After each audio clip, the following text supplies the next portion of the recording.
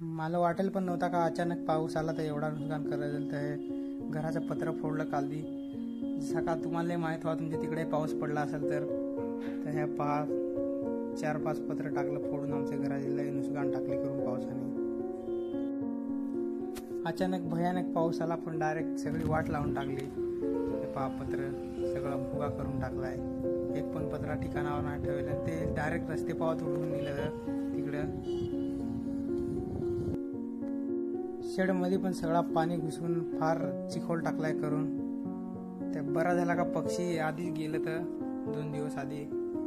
काल होतं थोडंसं पण मग तरी नाही काय, पण मग सगळा चिखोल टाकलाय करून. हा साईडचा शेडने टाका फाडून सगळा मध्ये शेडमध्ये पाणी घुसून अख्ख्या खताची सगळी वाट लावून टाकले.